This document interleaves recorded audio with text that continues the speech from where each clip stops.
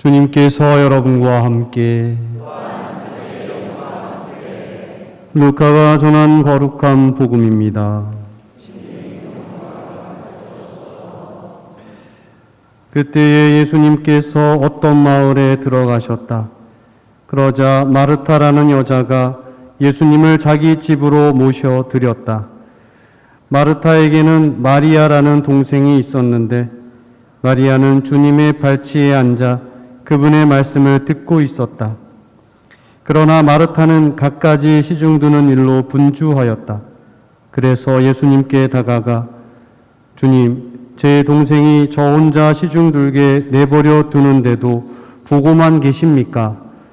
저를 도우라고 동생에게 일러 주십시오 하고 말하였다. 주님께서 마르타에게 대답하셨다. 마르타야, 마르타야, 너는 많은 일을 염려하고 걱정하는구나. 그러나 필요한 것은 한 가지뿐이다.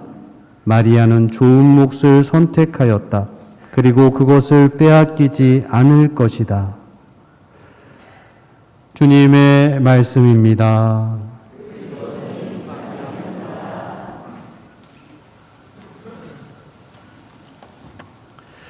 참 예수님, 먼저 오늘 이 미사의 주례를 통해서 농민들을 격려해 주시는 주교님께 감사의 인사를 올립니다. 아울러 이 자리를 마련해 주신 분당 신부님과 신자 여러분께도 고마움의 인사를 전하며 특별히 오늘 이 자리에 미사에 함께하고 있는 땀 흘려 일하시는 농민들께 감사의 인사를 드리고요. 오늘은 농민들의 노력과 수고를 기억하며 창조질서 보존의 중요성을 되새기는 농민주일입니다. 여러분, 매일 미사책에 이렇게 안내되어 있는 것과 같이 농민주일은 1995년 추계 주교회의 때 정해지고 1996년부터 지내오고 있습니다. 그런데 왜 이때 농민주일이 제정되었는지 아시나요? 왜냐하면 1994년에 우루과이 라운드라고 불리는 무역협정이 체결되었고 수출로 먹고 사는 우리나라로서는 어쩔 수 없는 선택이었고 또 동시에 이것을 기회로 국가 성장을 이루었지만 결과적으로는 농민들의 삶은 위태롭게 됩니다. 그래서 돌아가신 김수환 추기경님께서 우리 삶의 토대와 생명을 지키기 위해 우리 농촌 살리기 운동을 전개합니다. 여러분, 우리농이란 말 많이 들어보셨죠? 그 말이 우리 농촌 살리기 운동의 약자예요. 이것을 계기로 한국 교회의 전 교구가 농민을 지키려는 노력을 함께하면서 농민주의를 지내오고 있는 것입니다. 기간으로 보면 대략 한 26년 정도의 세월이 흘렀는데 우리의 농촌과 농민의 상황은 어떻게 되었을까요? 예상할 수 있듯이 그때보다도 더 어렵게 되었습니다.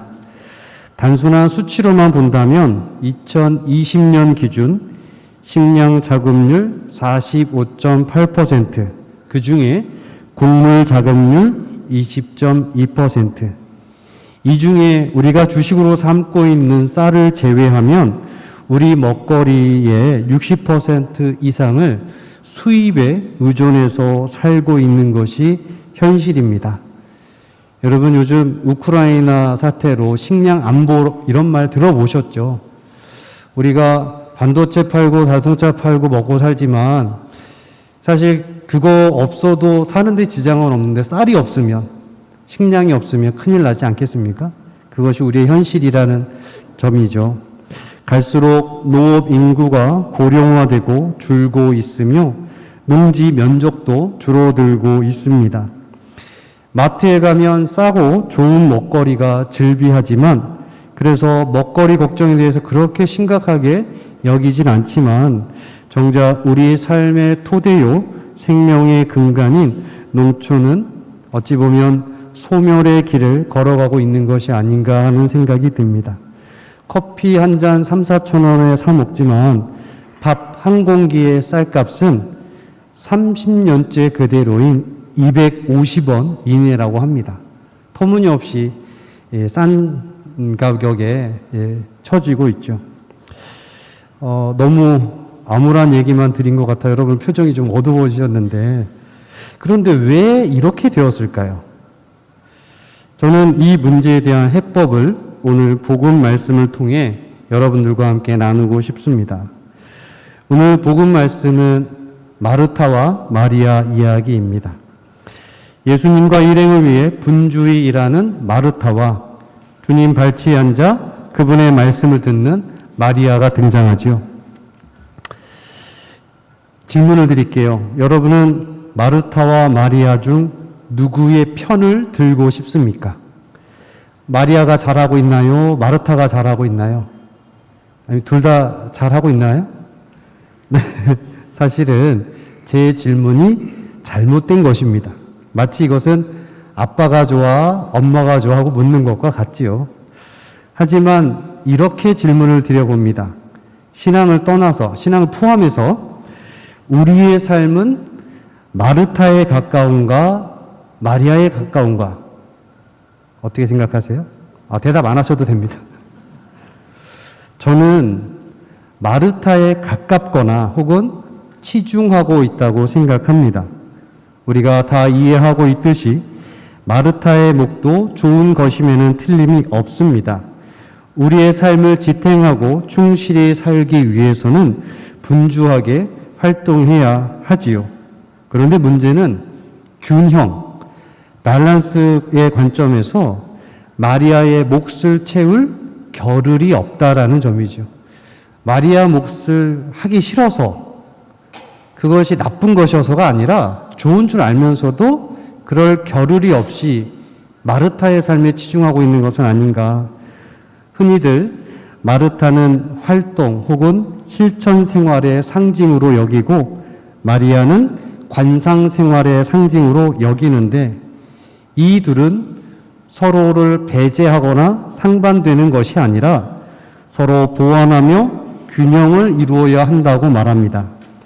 하지만 오늘날 우리의 삶은 끊임없이 무언가를 계획하고 성과를 내야 한다는 강박으로 분주히 살아가고 있습니다.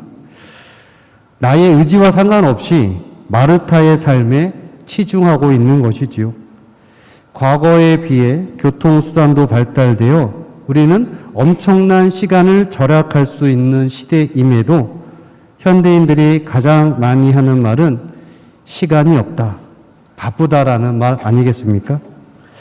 사실 우리 삶의 분주함은 조금 좀 제가 유식한 척 하면서 쓰는 말이긴 합니다만 신자유주의의 산물인 무한 경쟁의 사회가 되었기 때문이라고 생각합니다.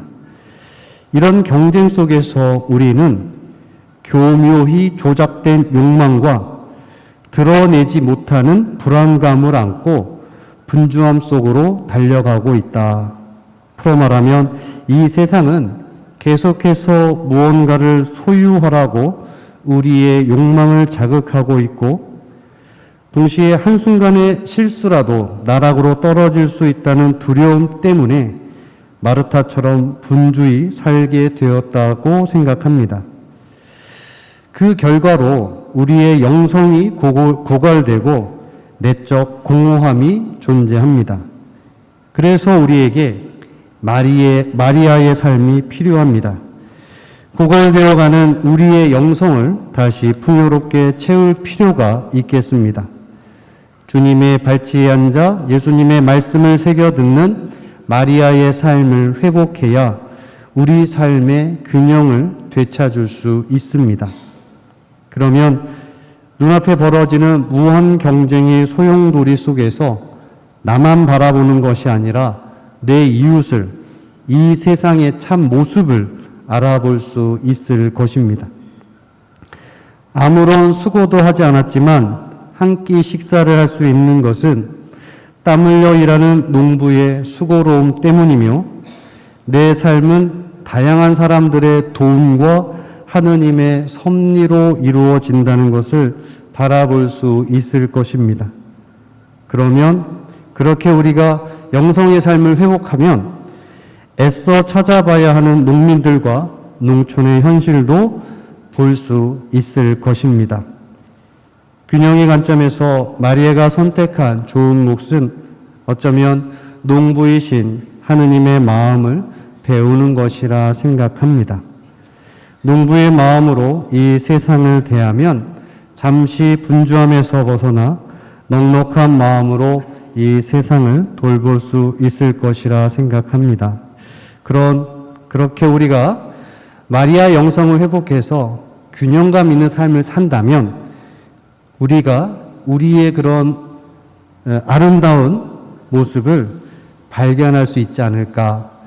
농민주의를 지내면서 이때만 농민들을 기억하는 것이 아니라 우리의 삶의 영성의 회복의 관점에서 우리의 삶을 균형감 있게 잘 채워간다면 더불어 살아가는 이 시대에 우리의 삶을, 생명을 건강하게 지킬 수 있을 것이라 희망합니다.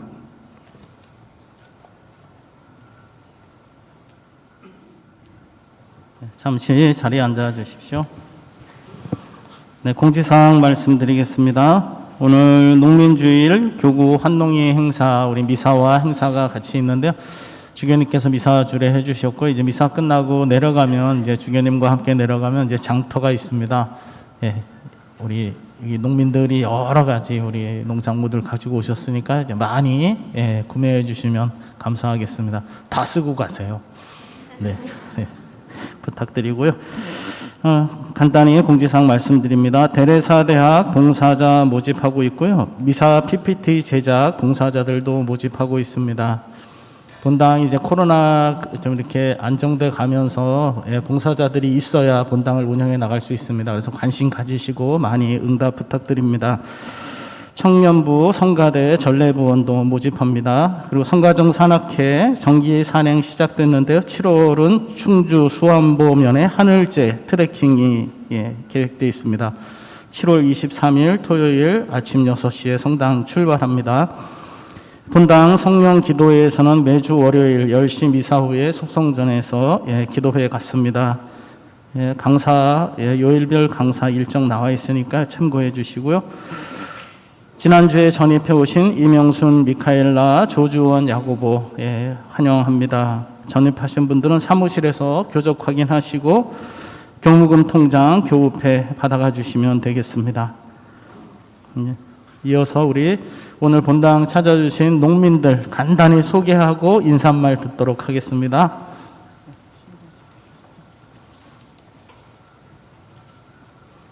네, 귀한 발걸음을 해주신 농민 여러분 자리에서 일어서 주시기 바랍니다. 그리고 뒤로 돌아서 우리 신자분들께 인사.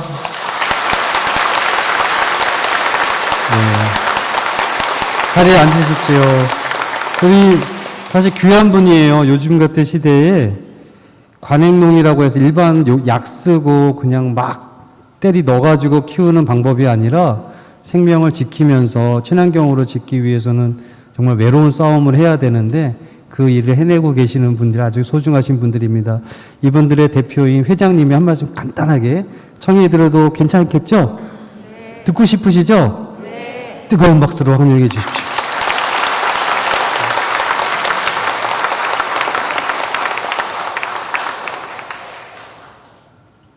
예, 안녕하십니까. 오늘 이렇게 이런 자리를 마련해 주신 주교님과 신부님, 그리고 여러 신도님들께 다시 한번 감사의 말씀을 드리겠습니다. 감사합니다.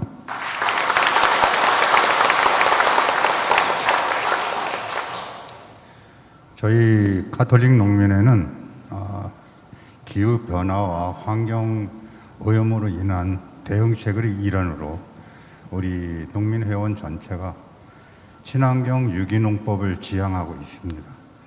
그 이유는 여러분들에게 건강한 먹거리와 안전한 먹거리를 제공하고자 많이들 노력을 하고 있는데, 여러분들도 아시다시피 친환경 농업이라는 게 그렇게 생산량이 풍족하지를 못합니다.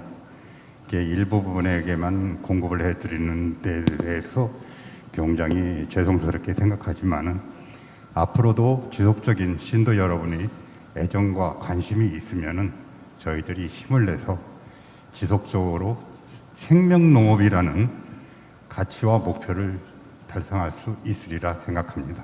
감사합니다.